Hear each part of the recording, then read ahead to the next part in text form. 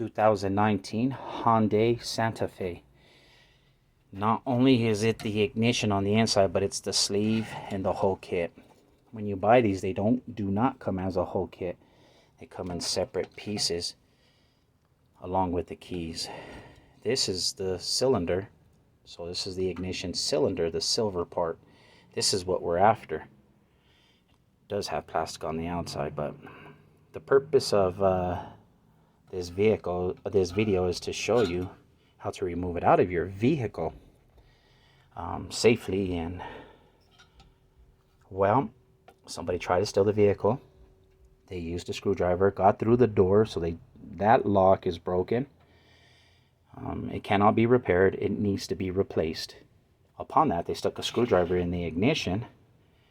They were unsuccessful at stealing the car, but they were successful at damaging the lock cylinder. Upon damaging it, they broke a piece of the screwdriver in the tip of it. No matter what I've done in being safe, with even magnifying glasses and all the picks and the right tools, we could not get that piece out. Besides, it's damaged pretty bad on the inside. To remove the cylinder, the lock cylinder, out of its sleeve, normally there's a button you push on the top. So this is how it works. You stick your key in the ignition and you click it once over to the on position. Now, if you're confused what the on position is, it's one click over, returns the power on your car. The second click goes into a crank. And yin, yin, yin, yin. You just need it into the on position. Once you stick the key and turn it into the on position, then and only then can you push the button on top with the tool, and the cylinder slides out. The lock cylinder, the steel part, it just slides out. Well, how are you going to get the key in the ignition if there's a broken screwdriver in there? Plus, it's damaged in there. And so even if you were to get a key in there and you got that piece out, you won't be able to turn it. It's different than tumblers, but similar in some sense. The security is a little more sophisticated, but easy to damage. So this cannot be repaired. It would need to be replaced. If you don't have the key to do that, well, what's your next step? Your next step is to drill the metal button. This metal button is not made from your common steel. It takes special drill bits to drill through it.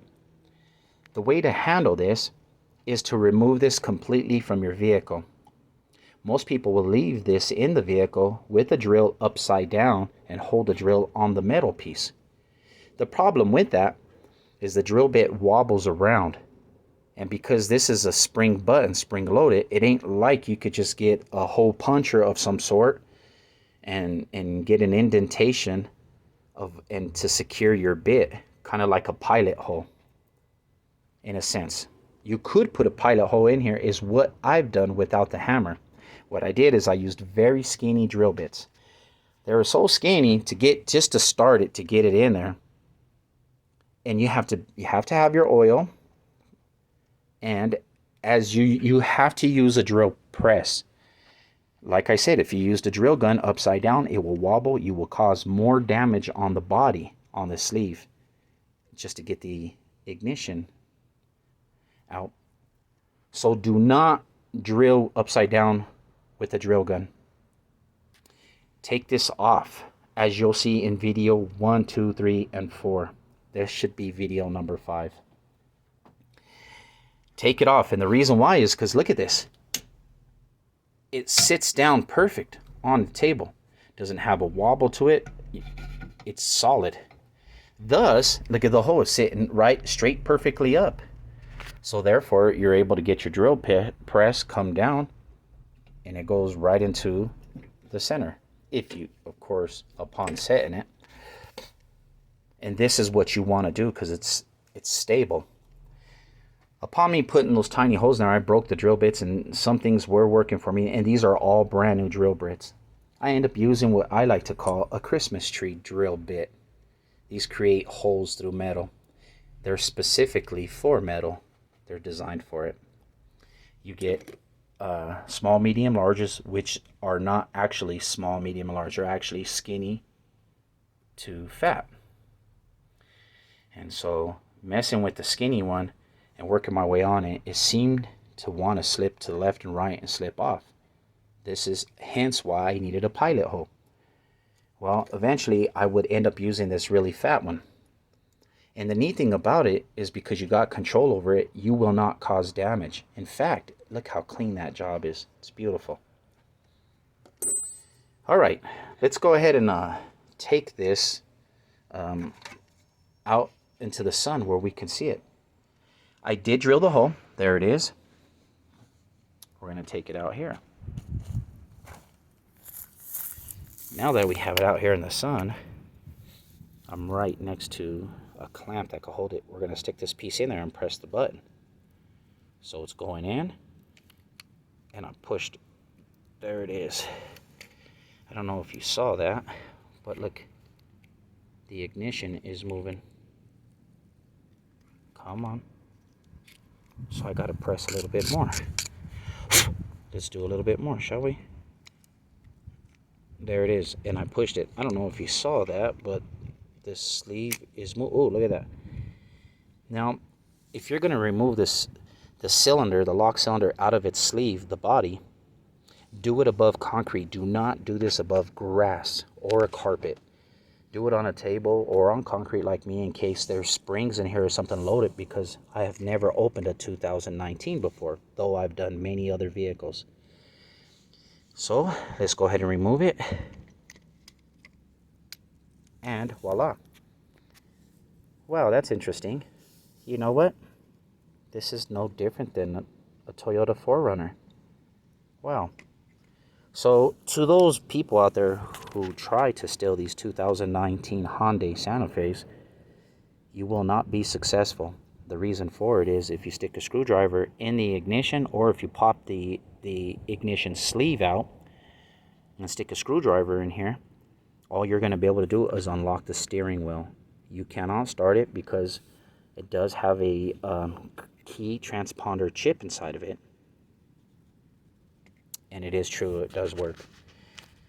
Now with this, we're going to go ahead and have a look at this. We're going to separate this, and let's look at the ignition for a minute. Wow, that's pretty neat. There are no numbers on this ignition so far from what I'm seeing. We're going to keep rotating it. Oh, I came across something that says DM1. Now as I rotate it more, there are no cylinder numbers on this. Nothing. And let's get a good look at the top. Rotate it. And let's look at the part we drilled and how thick the metal piece. As you can see, you don't really need to drill the metal all the way down to flat. You only have to drill a little bit. Let's have a look at this ignition, shall we? I want to see how well Hyundai actually puts together the ignitions. Now let's have a look at this. Well, check that out. This is where we drilled the hole at. Look, I'm going to stick the screwdriver through. This is where we drilled the hole. Now watch this.